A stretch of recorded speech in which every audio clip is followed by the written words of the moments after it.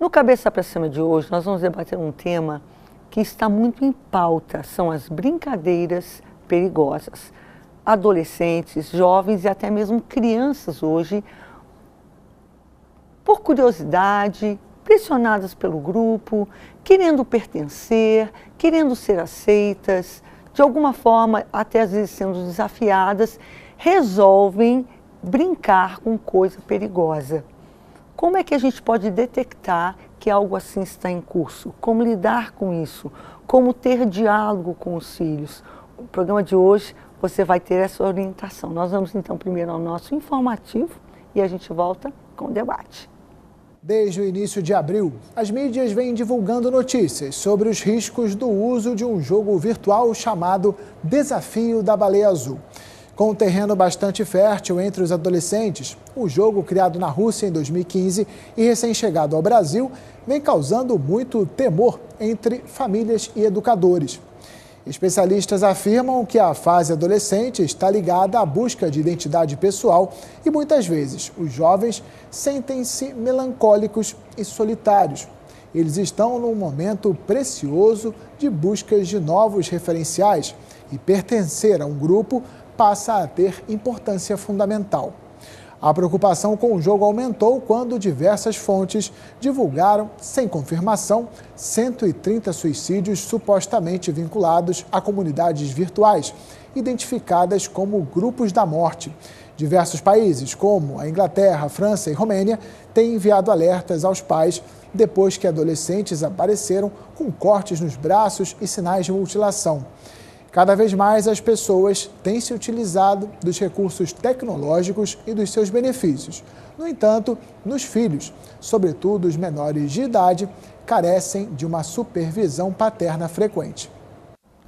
Para termos mais orientação sobre esse assunto, é bom receber hoje aqui Jane, já ia dizer Jane, mas é Jane do Carmo, que é representante do Instituto Jimmy Jimmy cuida e é mãe também de uma vítima. Muito bom recebê-la aqui, Jane, hoje. Bem-vinda. Obrigada. Temos para completar o nosso quadro hoje de debatedoras, são duas, a Emily Ting, que é pediatra médica de adolescentes. Essa especialidade específica é a ebiatria, ela é, portanto, ebiatra. Emily, muito bem-vinda ao programa também. Obrigada, Rebeca. Vamos lá, brincadeiras perigosas. O enunciado é antagônico, mas é exatamente isso.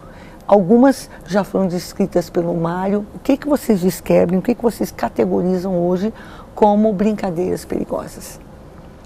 Então, o que o Jimmy Cuida foca muito são os jogos de não oxigenação. Pronto. Que são jogos que de várias formas a pessoa corta o oxigênio para o cérebro e quando o oxigênio volta dá sensações de euforia, bem-estar, tem gente que tem alucinações, esse tipo de coisa. E também brincadeiras com desodorante, que também afetam o oxigênio indo para o cérebro, mas tem muitas brincadeiras perigosas. O Jimmy Cuida está focando nesses no momento, eu não sei o que mais que Emily, você poderia enumerar outras? Sim. Claro que a gente vai explicar melhor essas e orientar, mas vamos lá. Então, a gente tem reparado o surgimento, né? Ou pelo menos tem se falado cada vez mais em brincadeiras que vão desde segurar gelo com sal, que aí podem provocar queimaduras, até a gente tem evitado usar o termo brincadeira ou jogo, né? Porque dá uma impressão de alguma coisa boba, que não pode estar nada errado. E a gente vê que muitas vezes os jovens podem ficar com a impressão de que vai dar o desfecho ruim vai acontecer se der errado, como se houvesse uma forma certa de jogar a brincadeira, né? Entendi. Então é bom evitar até se falar disso como brincadeira ou jogo. E usar, por exemplo, práticas de sufocamento, que é o que, na verdade... Então, vamos fazer o seguinte, e a gente não tem esse drama, não. A gente colocou o enunciado, já ele vai aparecer práticas práticas arriscadas, pronto, práticas arriscadas, vamos mudar o enunciado, mas você vê que como foi pertinente essa questão ser levantada?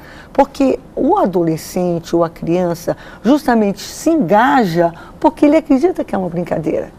É apresentado como uma brincadeira, é apresentado como uma zoação, um desafio, exatamente, que poderá ter um problema se você fizer errado, mas se você fizer certo, não. E a gente sabe que não é nada disso. Não. E olha só, é importante que pais estejam assistindo, avós, tios, mas de repente algum adolescente está assistindo a gente, ou jovem, é completamente possível. É para você também o programa, fica ligadinho com a gente. Você percebe, então, vários comportamentos que são vistos, desafios, pranks, não sei como queira chamar, que são para você ter um barato, mas que, na verdade, de brincadeira não tem nada. Então, e não é só isso, né? Eles querem também participar do grupo, todo mundo fazendo a mesma coisa, você não quer, o jovem não quer ser o jovem que não está fazendo, que tem muito a ver com isso, né? Inclusive pelo amadurecimento do cérebro, que nós temos no jovem um cérebro que está em formação ainda. Não tem aquela capacidade do adulto de discernir aquilo que é um risco. Isso é biológico mesmo. Eles dizem que a geração fearless, sem medo, não vê o risco. Simplesmente é como se não existisse. Não vê mesmo, não sabe avaliar. E além disso, tem muita dopamina, né, Emily? Que é o hormônio que leva a pessoa a procurar prazer, pertencimento. Então você tem uma aventura. Dupla muito complicado. A gente sabe que então, o cérebro vai se amadurecendo por partes, né?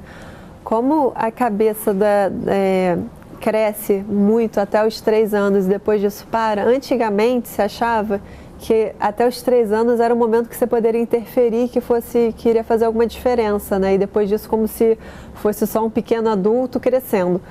Mas a gente está vendo cada vez mais que não. O cérebro está constantemente se remodelando, amadurecendo, principalmente amadurecendo até os 20, final dos 20 e poucos, quase 30 anos. Ainda tem áreas que estão amadurecendo, em desenvolvimento. Vai mudando funcionalmente e depois disso também, a todo momento tem o que a gente chama de plasticidade cerebral. Aquilo que você faz com mais frequência, você vai mas fortalecendo essas conexões cerebrais, esse caminho, né? E o que você vai deixando de fazer, você vai perdendo. Tanto que você vê, se você ficar 10 anos sem andar de bicicleta, quando você voltar a andar, vai ficar com um pouco de medo. Se você ficar andando uma semana, daqui a pouco você já está, né? Um idioma que você aprenda. Se você for um tempo sem falar, quando você volta, aquilo vai... Sim. E aí, o que o jovem tem de diferente do adulto, e a criança e o jovem, né? Isso que as conexões ainda estão ali começando a se formar, né? Então, assim, esse movimento de limpeza e faz e refaz ainda está mais dinâmico. Então, por isso que é muito importante a gente filtrar o que vai fornecer para a criança e para o adolescente. Porque depois que se consolida vai ter um pouco de essa faxina cerebral, mas vai ficando cada vez mais difícil. Por isso que língua, por exemplo, é muito mais fácil alguém aprender um idioma sem sotaque na infância do que mais tarde. Um instrumento, você vê que atletas de alta performance geralmente começam cedo.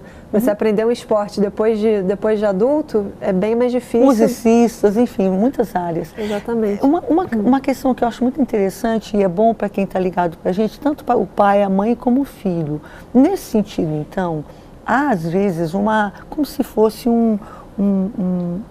uma lacuna, ou até uma muralha, porque um pai e uma mãe pensam, meu Deus, esse adolescente não está pensando, não está vendo, e o adolescente, o pai e a mãe, cara, o que é? Você é maluco, tipo assim, você é maníaco, tudo tem risco, mas a gente percebe que naquele momento de formação, o adolescente simplesmente não consegue vislumbrar os riscos e avaliar. Não consegue. Então, os pais estranham que eles não avaliem e os adultos ficam achando que os pais são malucos, que são maníacos, né, que estão querendo ser...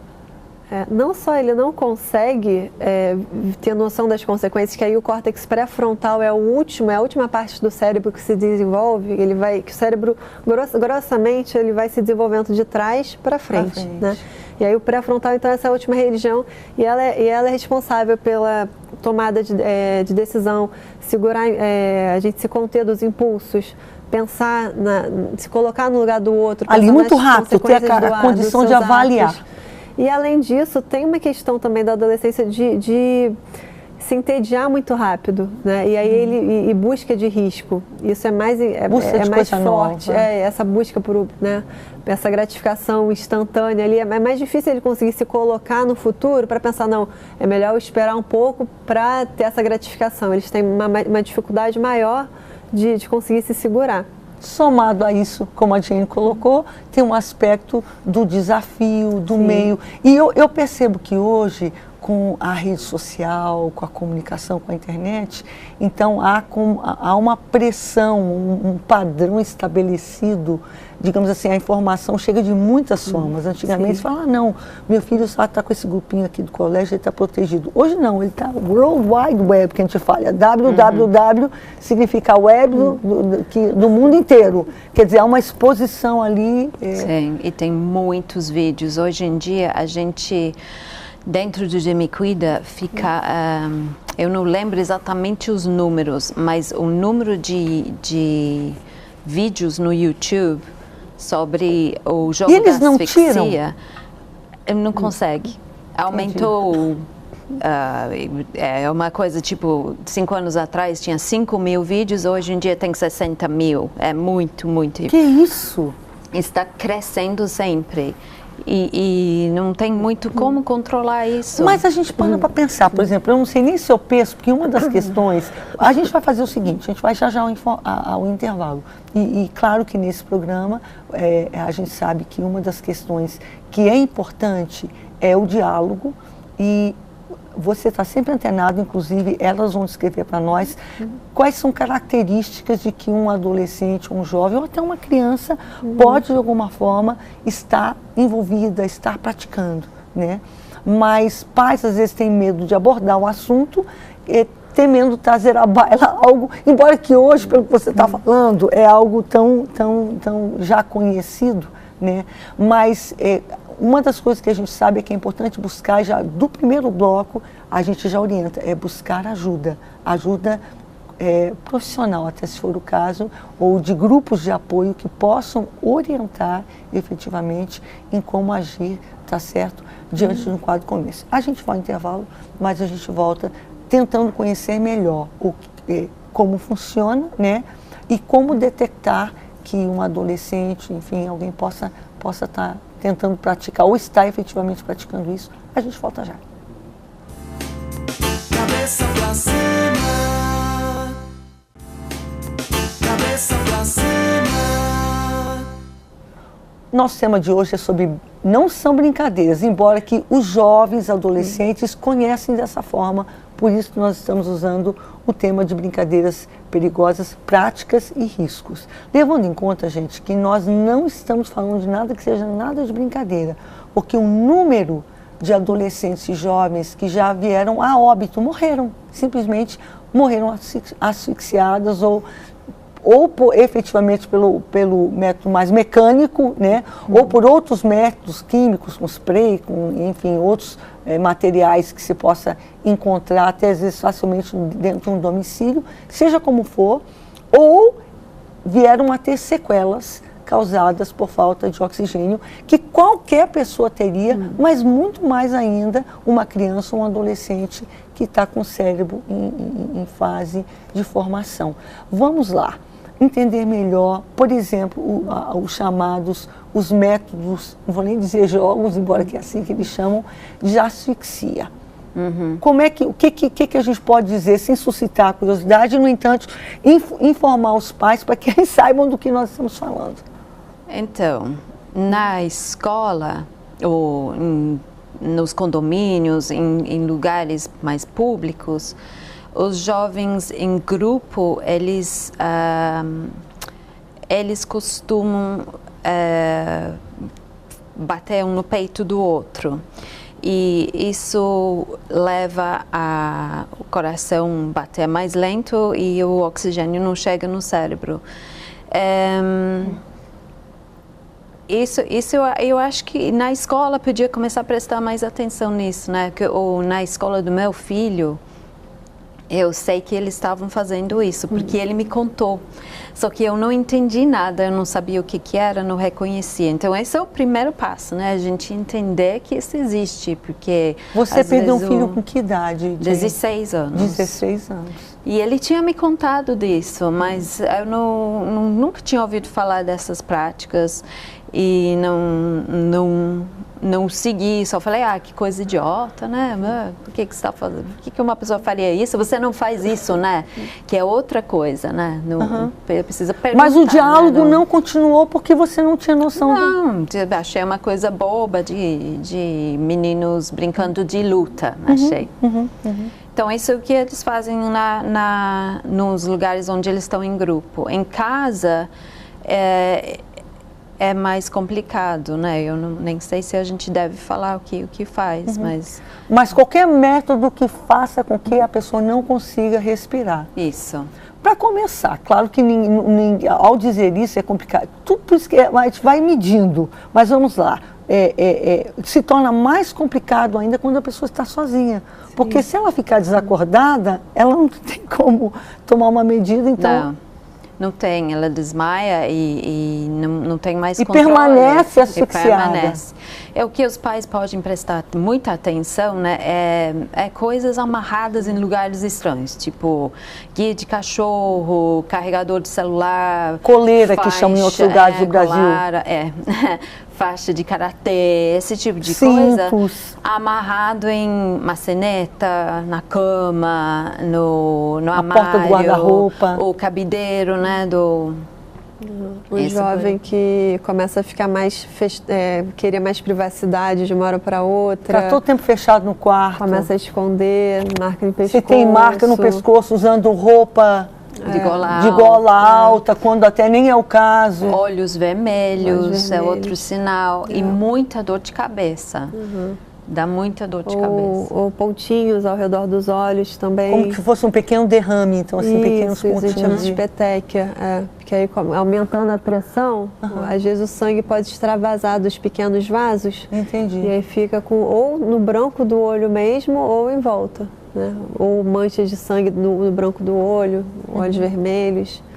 Essa asfixia, como você estava falando, pode ser também feita com outros produtos químicos, como tantos fazem. Qualquer coisa que faça. Restrição da caixa torácica, restrição tanto do fluxo de ar como de sangue, né? Isso tudo pode causar esse barato, né? Que é uma concepção errônea que muitos jovens têm de que, como se esses jogos não fizessem mal como drogas. Né? Mas não, faz mal. Ou até pior. Ou até pior. Eu acho que é importante também não só falar, não ser muito 8 ou 80, né? Como se o desfecho ruim fosse só a morte. Mas talvez ficar numa cadeira de roda pro resto da vida pode assustar mais do que morrer, né? Porque às vezes a pessoa pode não morrer, né? É muito aí longe para o jovem, né? O seu filho estava só, Jane? Ele estava sozinho em casa. Sim. Mas eu já ouvi vários casos de isso, tá trancado no quarto e os pais estão em outra área da casa. Ou seja, tá todo mundo em casa e mesmo assim, exatamente. Tem outros irmãos em casa, às vezes. E assim, os índices, né, são maiores de fatalidade quando a criança está sozinha, mas se tiver outra criança dificilmente vai chegar a tempo e saber ali tomar as providências para socorrer. Se já desfaleceu, né? Se já desmaiou, é difícil, porque aí o peso do corpo. Tem um vídeo sensacional na internet que mostra, tem um programa, o GASP, né? Que é Games, Games, Adolescents Shouldn't Play, que mostra uma ligação do telefone. Jogos que adolescentes não devem brincar ou jogar.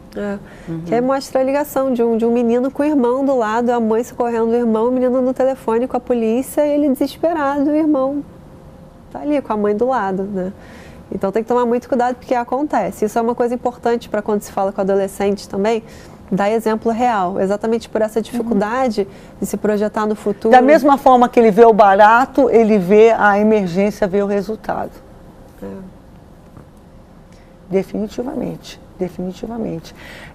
Hoje, olhando em retrospectiva, Jane, que sinais, como, por exemplo, você falou que o teu filho comentava da questão do soco, dos impactos, que tem justamente esse fim de dar causar esse barato, mas a pessoa que está fazendo isso só está vendo esse lado e não está entendendo que, além, como você falou, não do 880, não querendo ser repetitiva, mas vamos lá. Claro que o que a gente mais teme é que efetivamente venha a óbito, que morra. E é possível? Muitos já. O Jimmy Cuida, nesse momento vocês atuam aqui no Rio de Janeiro. Vocês, nesse momento, estão atendendo pais ou pessoas, famílias, de quantos adolescentes que de alguma forma foram atingidos? Aqui no Rio, eu não conheço outra família. Eu acredito que tenha, mas a gente não fica sabendo, né? Não é muito reconhecido, é visto como se fosse um suicídio. Entendi. Mas em Fortaleza, eu acho que tem uns 8 famílias, você sabe? Os números eu não... Tá. Em São Paulo, a minha pesquisa aponta para grupos de 6, 8 pais, famílias, melhor dizendo, que efetivamente perderam. Né? No caso, foi óbito mesmo. Por exemplo, vocês depois foram ver na internet, encontraram material, o que levaram vocês a entender o contexto dessa tinha questão? Acontecido? Isso. Porque o Thomas, o meu filho, ele não tinha perfil de suicídio, né? Definitivamente não tinha. Ele era feliz, ele não tinha depressão, ele estava planejando festa no fim de semana, o que ele ia fazer no dia seguinte, ele não tinha esse perfil mesmo. Então, eu já sabia que tinha sido um acidente de alguma forma. E fomos pesquisar na internet mesmo. Naqueles primeiros dias, eu não tinha condições de fazer isso, mas a minha família foi pesquisando e eles descobriram que é chamado de choking game em inglês, né? E foram me falando com muito cuidado, né, me avisando. Por uma coincidência, Jimmy Cuida estava planejando o primeiro colóquio 2 meses depois que o Thomas morreu, em Fortaleza. E eu fui. Aí fui conversando com os outros pais, o Demetrio organizou um grupo de pais e fomos falando do que tinha acontecido e vendo as semelhanças das histórias, até que ficou completamente claro para mim que foi isso. E até o tipo de pessoa que faz isso é parecido, são os meninos do bem, da família, que não são... Buscando um barato. Buscando uma coisa que não vai ser uma droga, ninguém vai saber, não é álcool, não é uma coisa que é... Não é algo errado, não é né? Algo errado, que sua mãe não vai gostar. É a coisa do menino ou menina, né? Tem meninas também. Tem menina também. Do bem. Então eu fui descobrindo assim. Entendi. Sem falar dos casos em que efetivamente houve algum tipo de sequela. Há casos, eu li, em que a pessoa não morreu, mas ficou como que um vegetal, porque perdeu oxigênio demais. Então, houve uma morte, houve de neurônios, enfim. Como é que é isso, doutora? Então, dependendo do tempo e da severidade da hipóxia, né? Hipóxia é o nome que se dá à falta de oxigenação no corpo e no cérebro, né? Que é o mais, que vai ter mais efeitos. Vai depender de qual parte do cérebro que vai lesar, e aí a partir daí a sequela, né? Podendo levar até a morte. Então pode dar sequela visual, pode dar É sequela verdade, motora. cegueira foi outra questão relatada, Isso. perda de visão. Temporário também, né? Aí depende, né? Mas pode. Mas Entendi. depende da severidade. Assim, se for uma hipóxia severa, em segundos você já pode ter lesões irreversíveis. Em 3 minutos já pode trazer morte até. Entendi. Não, por que é importante a gente estar... gente, nós estamos aqui com profissionais, ninguém está... nós estamos simplesmente falando. Eu fico pensando, meu Deus, o que dá na cabeça de alguém, né? Mas é como você colocou tão bem, Jane. Hoje, há tantas alternativas que já são muito buscadas e que todas têm seu risco, mas de alguma forma, até porque acho que já foi mais divulgado, então todo mundo sabe, não, pode haver uma overdose, eu não vou mexer com isso. Então, às vezes um adolescente, não, mas eu quero experimentar um barato. Pô, aqui ninguém vai saber, né? Como se não tivesse risco, né? Não vai dar nada de errado, quando na verdade potencialmente é extremamente arriscado. Sim. Uhum. Sim. Isso a gente falando dos jogos, né? Das práticas de asfixia, mas Certo. tem todas as outras, né? O desafio da canela, por exemplo, botar Pronto, eu já ouvi falar sobre isso. É de botar uma colher, engolir uma colher cheia de canela. Só que é um pó Que vai te... vai irritar as vias aéreas. E tem pessoas que são alérgicas à canela. Exatamente, pode ter alergia, mas o pó em si já é irritante, né? Se ele não descer pelo esôfago, porque a gente tem o esôfago e a traqueia, que está separado, a glote fecha, né? Para evitar que entre na traqueia e aí, então quando a gente engole vai para o esôfago. Só que nisso, se o pó estiver por aí não descer todo, facilmente acaba indo para as vias aéreas, aí pode dar broncoespasmo, que é como se fosse uma asma, né? Uma pneumonite, dependendo do grau de inflamação. E aí pode ser fatal até. Então, são brincadeiras, não são brincadeiras, né? Para que fazer isso? É pelo desafio mesmo, porque o grupo desafia e fala, todo mundo vai fazer, você vai ficar de fora. E aí vai. E em todas as idades, né? A gente vê, o de asfixia, por exemplo, a idade de início é em torno de 8 anos. É uma criança, não é nem adolescente, é uma criança ainda, está na infância. Então tem que ficar... Na França, eles falam daquele jogo na piscina, de ficar embaixo da água, quanto tempo que eu consigo ficar embaixo da água sem respirar, até de prender a respiração. Eles chamam de jogo do tomate na França. Nossa. Que a pessoa fica com a cara... Os mais novos começam assim, o interesse desperta assim. Entendi. Bem, nós vamos ao intervalo, mas o retorno é justamente sobre onde buscar ajuda, como identificar, já falamos um pouquinho, mas como é que que postura pais devem tomar diante, né, da suspeita, ou independente do suspeito ou não, da abordagem, como abordar, como lidar com essa situação. A gente volta já. Cabeça pra cima. Cabeça pra cima.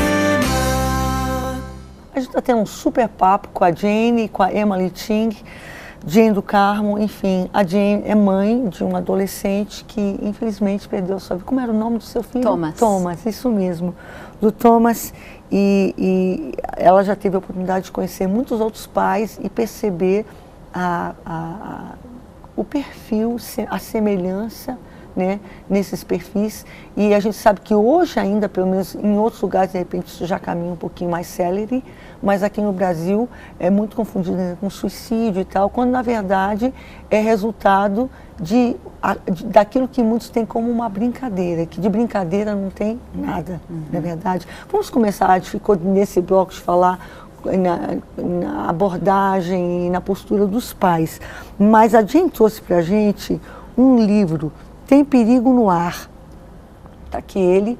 E ele, na verdade, a linguagem dele é para a criança, né, Jane? Mas eu dei uma olhadinha agora aqui e eu achei fantástico. Porque com figuras, né, lúdicas, primeiro ele fala a respeito do ar, né, até a atmosfera, a importância, por exemplo, nas altitudes, como pode faltar o ar, e como a nossa vida depende do ar e da respiração.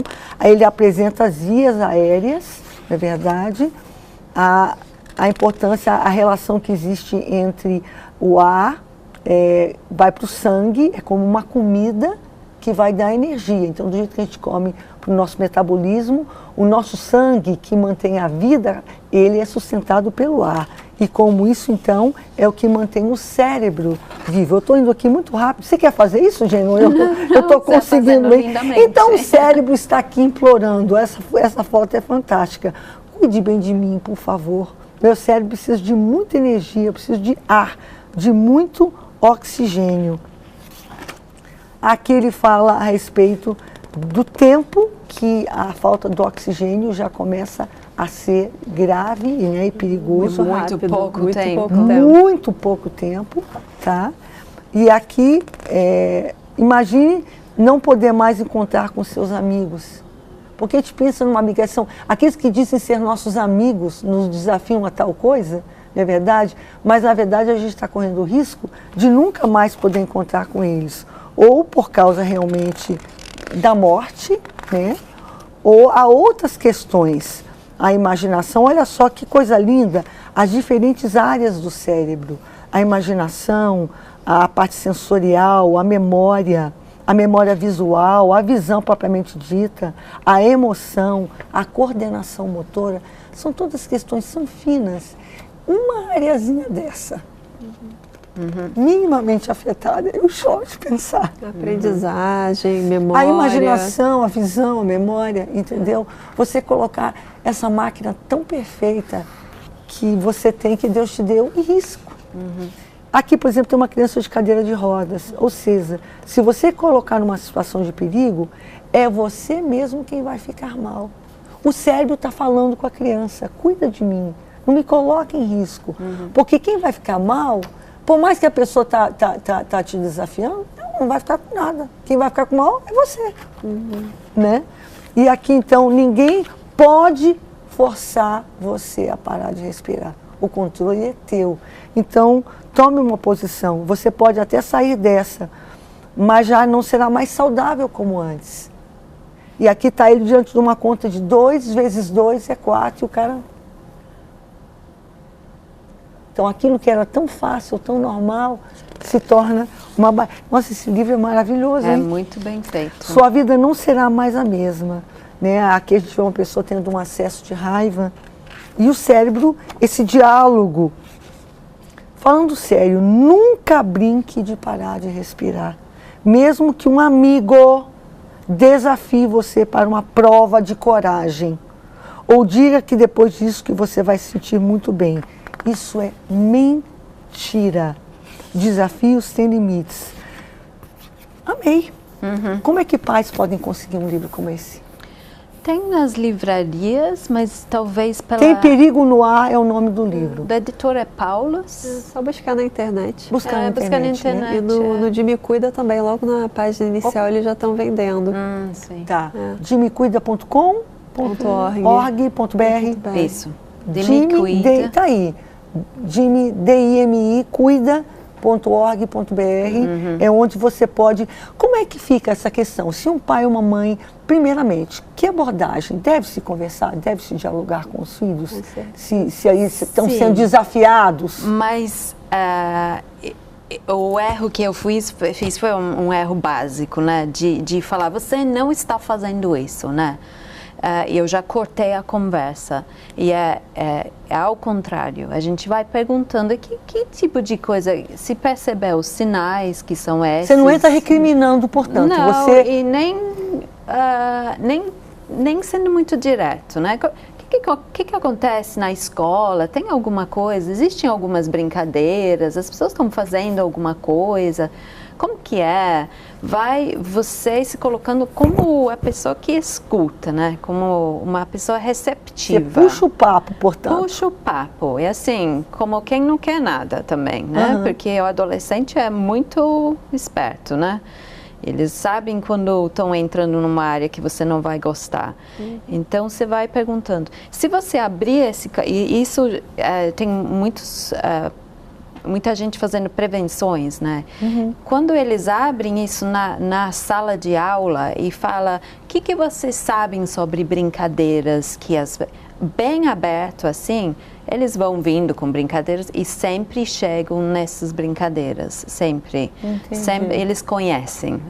O que o adulto não conhece, os adolescentes conhecem. Eles já sabem do que se trata. Muitos sabem, a grande maioria sabe o que é. Entendi. Uma porcentagem alta, eu acho que é 45% aqui no Brasil, já experimentou. Já experimentou. Os pais saberem, os professores saberem botar isso em pauta, né? Como trazer o assunto agir? à tona, Ela colocou muito bem, abriu o diálogo, você percebeu, ou até o adolescente admitiu que já experimentou, que está sendo desafiado. O que fazer? Conversar, e tentar e se aproximar, e aí acho que o mais difícil é o adolescente que não tem o perfil e aí você descobrir, né? Então, para isso é importante se colocar o assunto em pauta, né? Porque a gente também não pode focar só na questão das brincadeiras nessas práticas de asfixia. A gente tem feito, eu participo de um grupo que se chama Esse Mundo Digital, que desde 2012 vem estudando os efeitos à saúde do uso de internet, televisão, de games, de horas, desafios jogando. Exatamente. Então, que é também toda uma outra seara, né? No momento que o indivíduo está em formação, é importante para ele adquirir novas habilidades, e tem muito adolescente passando 5, 8 horas no celular, no tablet, né? Então, isso aí, portanto, é algo que pais precisam se interessar, digamos. Então, tem algumas recomendações. Por exemplo, a gente recomenda tirar a televisão, tirar o computador de dentro dos quartos, botar numa área em comum, porque é diferente se você está passando por ali, né, na sala, né? Botar para carregar tem efeito direto sobre o sono também. A gente está vendo muita gente dormindo que passa a noite toda brincando. Não só adolescente, né? Muito adulto também que está com sono muito prejudicado por causa do uso de telas. Essas telas de touchscreen, essas telas mais recentes, elas têm um componente do LED azul que ele é mais maléfico à saúde e ao sono do que as outras luzes normais. Uau! Ele agita, portanto, ele ativa. Então, além desse componente, né, da agitação do componente físico, também tem o conteúdo o que está acontecendo ali, exatamente. Porque se o adolescente está indo dormir com o celular na mão, ele está em diálogo, ele posta alguma coisa no Facebook, no Instagram, ele não tem controle de que resposta ele vai ter, de quantas pessoas ele está alcançando. Que link que alguém vai mandar para ele, que ele vai assistir, que ele vai entrar no YouTube, enfim, uma coisa puxa a outra. E aí fica complicado você dormir com essa agitação toda brotando, né? Entendi. Então, a gente vai ter um evento que vai acontecer esse ano, nos dias 21 e 22 de novembro, no Museu da Manhã. Está bem na frente, portanto, ainda dá tempo para a pessoa se planejar. Já pode se inscrever, já estão abertas. Como é o nome do evento? É o Esse Mundo Digital que está organizando. Pronto. E aí, para se inscrever, é só entrar no Esse Encontro 2017. Pronto. Procurar isso na internet, aí já entra lá e pode se inscrever. Que a gente fala sobre todas essas questões, tem questão jurídica também, muita coisa que está surgindo por causa dessa entrada da tecnologia nas nossas vidas, que é recente, né? 20 anos atrás não tinha. Querida, 10 anos atrás não tinha. Eu acho assim que tem duas coisas que a gente tem que levar em conta. Eu acho que para algumas pessoas é 1 ano atrás. Porque estava disponível, não quer dizer que a população estava lançando mão. Mas hoje não. Hoje a gente já percebe que a questão da banda larga, a questão de ter o aparelho, o smartphone chamado smartphone, da pessoa ter acesso. Então, são todos elementos que fazem com que aquilo chegue às pessoas, né? E elas estejam expostas. E eu acho que hoje... Antigamente era só lan house, se quisesse. Hoje não, hoje é no celular. E é um ambiente, né? Assim, a gente pensa que a criança, o adolescente está em casa, está seguro. Não. E a gente está vendo que não. Né? A internet é um ambiente em que ele está. Né? É diálogo, acompanhamento, realmente, e como a Jane falou, se alguma coisa que você não gosta, eu achei tão pertinente, claro que, né, foi uma lição que foi dura e você está... Mas, assim, eu agradeço que você esteja aqui, Jane, compartilhando, orientando outros pais. Eu agradeço a oportunidade. De que se alguma coisa que você não acha legal vier à baila, não rebata de imediato. Eu sei que a gente tem que... Quer que o adolescente não haja pelo instinto, a gente também não pode. Vá conversando para tentar ter a informação, adquirir confiança, sem dúvida, e tentar, digamos, racionalizar. Não sei, que outra orientação você daria, Jane, aos pais nesse sentido desse acompanhamento, de elucidar o risco? Se informa, para começar, se informa sobre o que existe, presta atenção nesses sinais. Pronto. E mantém o diálogo aberto, mas assim, mesmo assim, né? A gente sabe, a gente foi adolescente, a gente sabe que é um... Exigir também, né, assim, que isso seja falado, pedir para as escolas que elas ofereçam palestras para que falem disso com os alunos. Igrejas, qualquer ambiente, por exemplo, não sei bem como é o caso de vocês, mas eu, por exemplo, trabalho nesse ambiente e nós temos um trabalho, não é pequeno, monumental. Ele tipo assim, o congresso anual que a gente faz com os adolescentes da nossa igreja, ele junta 10, 12 mil adolescentes. A gente Jimmy Quid está totalmente disponível para fazer trabalhos de prevenções. Olha que legal. Eu já fui numa escola em Copacabana, nesse fim de semana eu vou numa igreja. Eu vou em agosto, fui convidada para ir numa aula de judô, eu acho que é judô, alguma arte marcial. Perfeito. E conversamos, tem todo um programa. Então, esse mundo digital também, a gente tem feito várias palestras sobre o uso de internet em geral, né? E a gente fala muito dessa questão dos fatores protetores também. Pronto, né? Que são... Então, o adolescente está inserido em grupos, né? Esporte, dança, luta... Isso também tira um pouco, né? Se ele tem outras coisas que instrumento, igreja, enfim, N coisas que... nessa fase da vida, né? E é isso. E assim, dá o exemplo também, né? Porque não adianta nada o pai estar falando, não usa o celular e ele está lá toda hora, né? Que também, se você diminuindo o contato com as mídias, também acaba diminuindo o acesso às mais influências, né? Então, ir passear, ficar bastante ao ar livre, ficar junto mesmo, tempo de qualidade com o filho. Tá certo. Bem, a gente já vai... voou o programa, um programa muito, muito importante. Eu me sinto honrada de ter podido conhecer vocês e conduzir esse programa hoje, tá certo?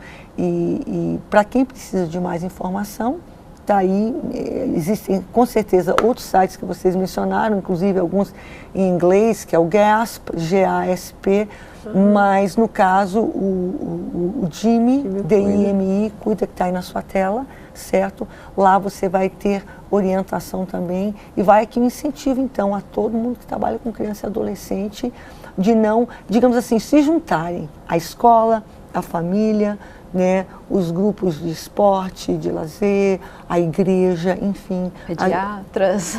Isso, pediatras, médicos profissionais, de modo que a gente possa... porque às vezes o que um adolescente não ouve de um pai e de uma mãe, ele ouve de uma pessoa mais neutra, ouve de um pediatra. Tu tá doido, A gente diz na brincadeira, mas a pessoa...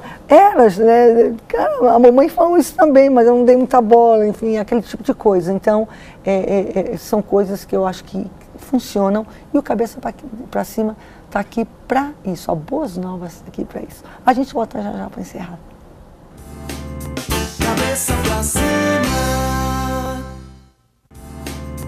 Cabeça pra cima. A gente vai encerrando um grande programa que tem um enunciado que a gente usou a linguagem da galera, embora que meio que conta à vontade, porque de brincadeira não tem nada. Né? Mas são o que se chama hoje de brincadeiras perigosas, levando em conta, obviamente, os riscos e as consequências que invariavelmente ocorrem. Porque, por mais que a pessoa às vezes nem perceba, eu estou vivo, mas ela ficou mais lerdinha, ficou com mais dificuldade de raciocínio e não entende e pode ter causado um dano irreversível com uma brincadeira. Vale a pena? É a pergunta. Daí está o cérebro lá dentro de você com a mãozinha levantada dizendo, por favor, não faz isso comigo, cuida de mim, porque eu sou sua memória, eu sou sua visão, eu sou o seu raciocínio. Sua vida. A sua vida, eu preciso de ar. Né? É tão óbvio. E aqui a gente está tendo, né, e ao mesmo tempo, há esse debate. Né? A gente precisa debater para que o adolescente entenda o risco. Mas só para a gente fechar, ficou pendente ainda algumas questões, daí a gente vem despedindo efetivamente dos vícios de internet, que hoje são um enorme desafio. Né? Então, a gente está vendo cada vez mais os jovens usarem, né, de forma demasiada a internet no celular, no computador. Tem que tomar cuidado com a palavra vício, porque ainda não é um diagnóstico, né? Foi proposto como diagnóstico, mas é o que no mínimo dependência, digamos. Por aí. E aí ela tem que tomar muito cuidado quando passa de um limite em que começa a prejudicar a vida pessoal da pessoa. Quando alguém fica, não só adolescente... Você já falou do sono, né? Vira à noite porque não consegue desligar, começa a render menos no trabalho, começa a mentir para os outros em relação à quantidade de tempo que está passando na internet. Né? Olha o dedo duro, gente. Ninguém é você com você. É isso que está acontecendo? Começa a deixar de fazer coisas importantes, perder encontros com a família, perder compromissos porque está jogando. Vida social, com os amigos. Exatamente. Então tem que tomar muito cuidado. Igreja, enfim, qualquer coisa que é o seu hábito que começa a ficar... E aí tem uma preocupação especial com a criança e o adolescente, porque o cérebro está em formação. Então, está no momento que está precisando adquirir novos hábitos, né?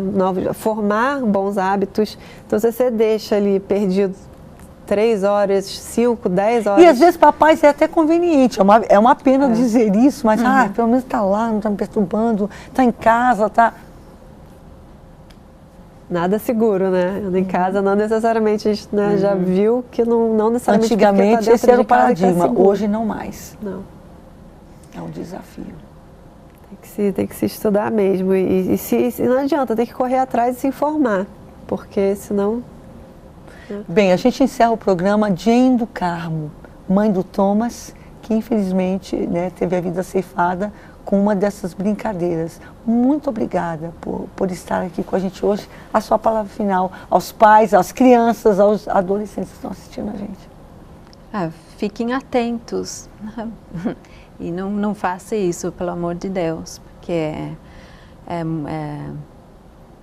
muito arriscado mesmo. Eu agradeço muito a oportunidade de falar. Essa é a minha missão agora, falar para todo mundo, porque eu não quero que isso aconteça com mais nenhuma família. Com certeza, com certeza. E a gente agradece você vir, abrir o seu coração, compartilhar. Às vezes as pessoas nessa hora, elas... Né? E claro que deve haver as fases, mas de alguma forma você ressignificou isso e está podendo ajudar pessoas. E ela trabalha. Você trabalha com o De Me Cuida? O De Me Cuida é o que você recomendou? Ou de alguma forma? Eu trabalho com o De Me Cuida, Pronto. faz parte da ONG. Excelente. É uma ONG que procura trazer a informação e o apoio a pais, né, de vítimas de acidentes. Não é nem acidente, gente, porque acidente, eu não consigo, para mim é tipo assim, é tragédia anunciada mesmo, é aquela coisa que a pessoa entra sob conta e risco, de fato, não vendo, obviamente, é óbvio, é um jogo, e na verdade de jogo não tem nada, a gente vê que realmente é previsível, não é imprevisível, é previsível. Tem até um comercial atualmente lá no Brasil sobre isso, sobre tem os previstos e os é previsto. Um problema acontecer é previsto. Estou exagerando, doutora? Não, nada de bom pode vir, né, de uma prática de asfixia. Realmente nada de bom pode vir disso. Então não existe uma forma certa de fazer, não é que deu errado, não tem forma certa. Né? Muito obrigada pela sua presença e a sua participação no programa de hoje. Seu comentário final, por favor. Eu que agradeço. Eu queria então convidar todo mundo nos dias 21 e 22 de novembro no Museu do Amanhã para participar do encontro internacional do Esse Mundo Digital, que a gente vai falar sobre as questões éticas, educativas, de saúde e de segurança no mundo digital online.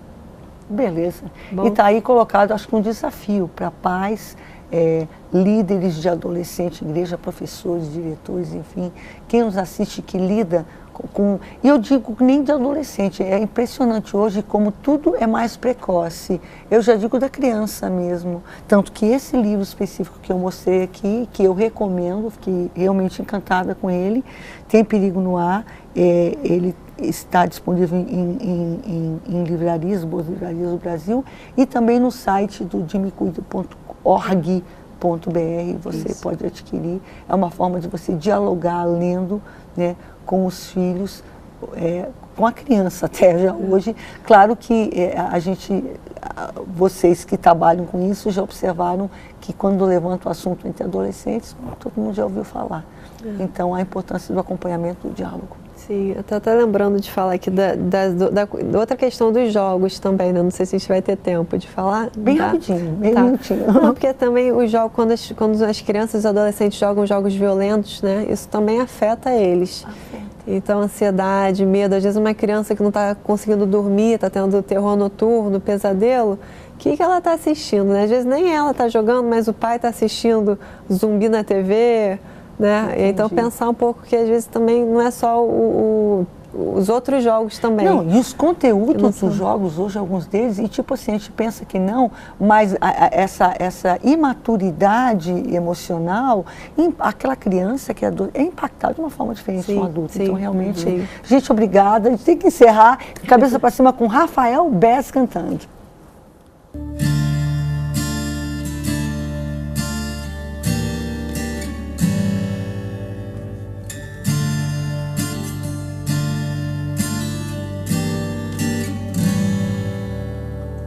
Doce amor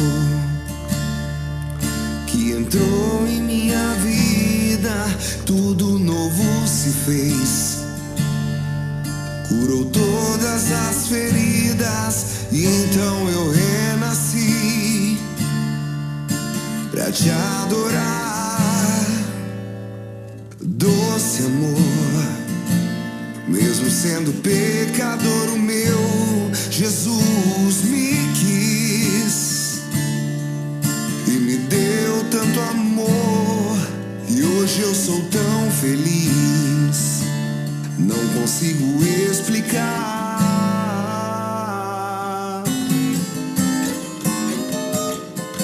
Doce amor, foi uma cruz que ele mostrou o seu amor por mim, sendo maltratado e humilhado, ofendido, machucado. Eu vou continuar te seguindo, ó Senhor meu Deus.